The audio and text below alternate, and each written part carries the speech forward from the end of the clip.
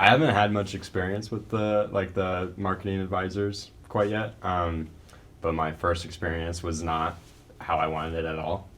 I explained what I wanted to do after college, and they said that was not a viable option and that I should figure something else out.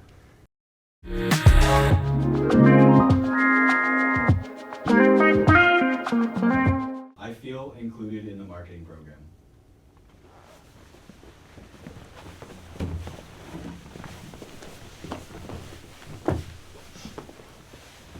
Obviously. With the network nights and like all the different things that we have access to, I think I like that there is a really bolstering community within the marketing, I guess, community that it is. It's just we're all taking the same classes. We all have kind of the same struggles. I like that there is a level of unity in the things that we do because a lot of us are doing very similar things. And I think just that alone already boosts the community in feeling included as well.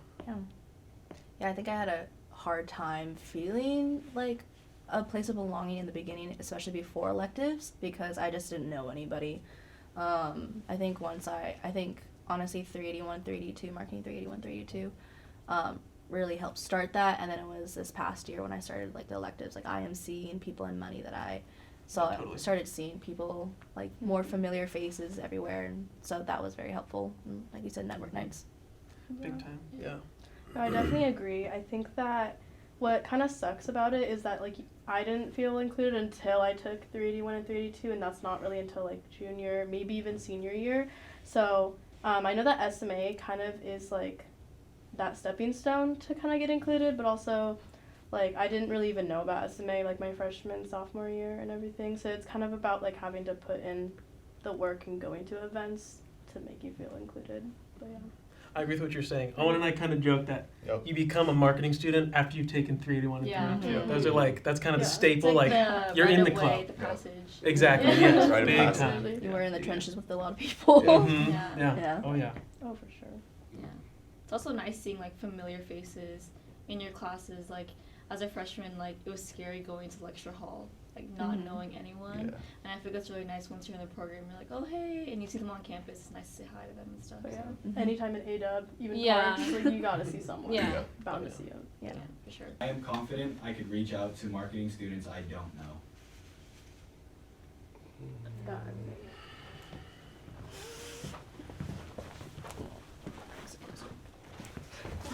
So, okay. Yeah. I think the events that the marketing program puts on helps a lot too. Mhm. Like the marketing career launch in December, and even like we compete in the case comp. Yeah. And I feel like during those times where we weren't like presenting, we got a chance to talk to everyone, which is really nice. And also I feel like just being in business, I feel like everyone has a pretty similar personality. At least everyone Yeah. I've met, pretty outgoing, extroverted. So I feel like it's not too intimidating to reach out if you need help or anything. So. For sure. The people that disagreed, why did you disagree?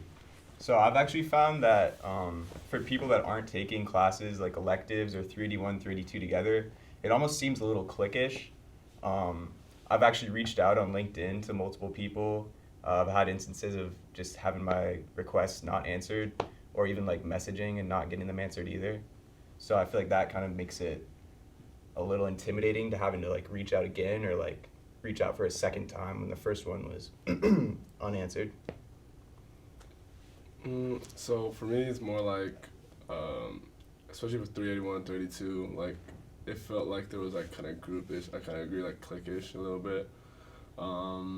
Like for me, I kind of like was kind of talked to a little bit like everybody, but then sometimes it feel like I just like stranger, like just walk by them in the hallway. It's like we never met each other.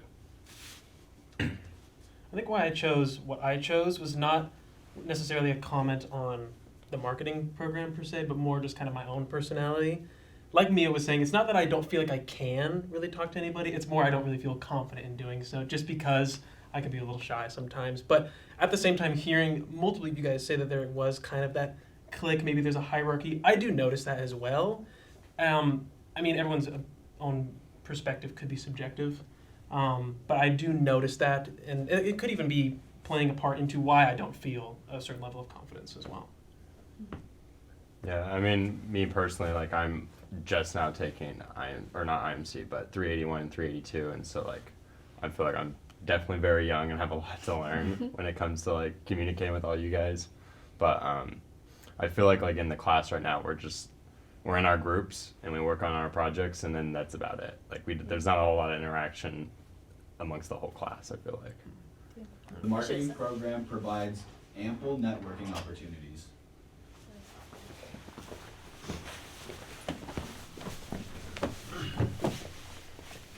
And then just talk about why you agree.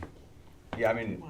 there's a lot of network opportunities offered, I feel like. I definitely do not take advantage of a good handful of them. I think if you truly are motivated and dedicated to networking, there are like more than enough opportunities for you to go out. I mean, a lot of them have already been listed. There's the network night. Network nights are every other week. There's the case comp, whatever that thing is in Seattle.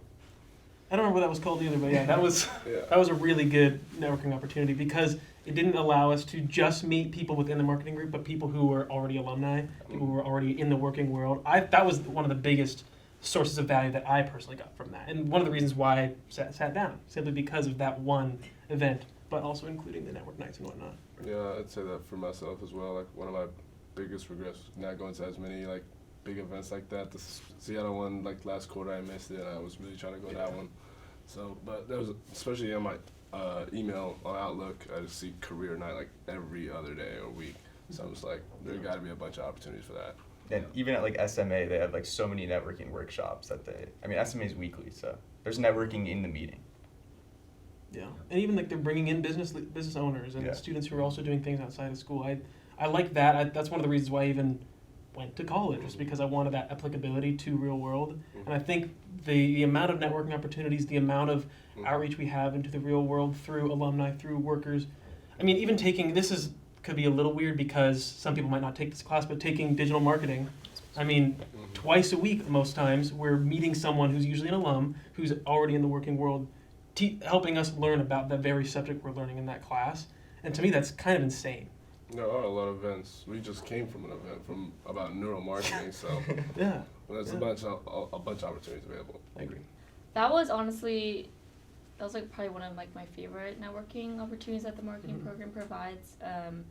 It was really cool. We went down to Seattle and we got to go to an ad agency, and one of the directors I think was a Western alumni, and it was just like really cool to see how he graduated from Western and kind of like built this for himself.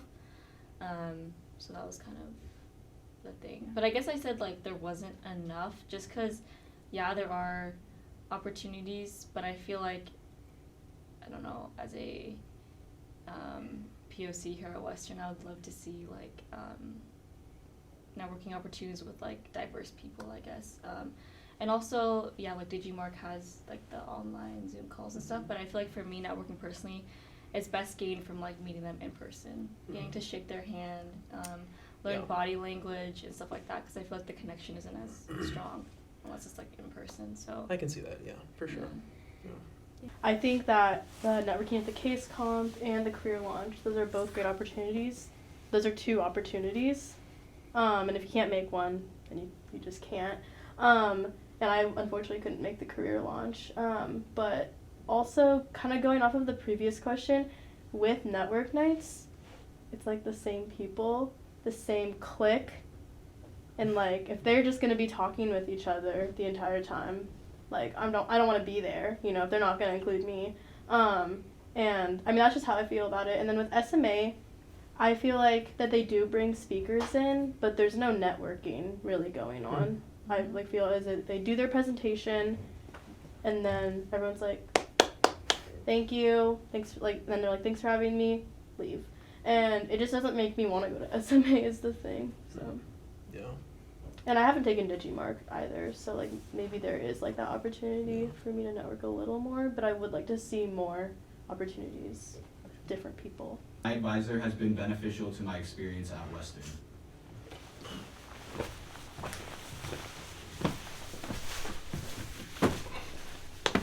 So who's your advisor? Cat. I'm not gonna lie, like especially I get distracted very easily, and then like I was like kind of trying to catch up and stuff like that, and then I was talking to Kat like, how am I gonna resolve what I just got myself into, and then I'm just like blah blah blah, and then usually she helps me and everything. And Can you say then that again? I was just like, she literally like just like helps me, like guides me, tells me what classes Oh, to take, okay, and okay. like Yeah. helps me kind of like organize my course loads and stuff like that. So Mhm. I've always kind of like relied on her, especially the last 2 years. Yeah, for sure. How about you? Who's your advisor? My advisor is Dan, and I've had him for 380, 381, and then IMC currently. And I think it's just more about like me being comfortable like going to him, because for the most part, like I'm pretty sure I have like, at least when it comes to my schedule, pretty like locked down. But it's always just like seeing him and like kind of just like it's like a reassurance type thing. And then also it's just nice talking to him, and I also just kind of build that connection with the professor, which is really nice. And I think he's definitely been a huge part of like why I love being in the marketing program. Yeah, that's pretty cool. Yeah, Kat, especially like she's kind of even gives me like emails. Like, Just the hey, how you-" internship stuff. And she has the right? Yeah. internships too, so like that was pretty cool to see and everything. So yeah, Yeah. that's pretty much why That's so cool. Kat's a good advisor. And Dan, I guess, is too. Dan is a good advisor. Yeah. I'm the type of person who likes to map everything out, and so like in freshman year I would like right before registration I would go through all my like degree works and stuff like that and what I need to get done, and I look up classes and I just organize quarter by quarter. And so my current advisor is Kat. She's great. But I haven't really used her very often. I met with her once or twice to talk about, I think, senior year, just because, like, I'm also looking to go get my MBA afterward, and so I just wanted to make sure, like, I'm graduating on time and stuff like that. So it was more like a reassurance thing more than a, like, I need help figuring out my schedule. But that's just, like, my personality of, like, liking to be very organized and stuff like that. So, but, yeah. But the Kat's been very helpful. I had a different advisor that I just didn't ever connect to, and then 382 happened. She's like, I'd be happy to be advising like any of you guys, and so switch her. And so she's very open.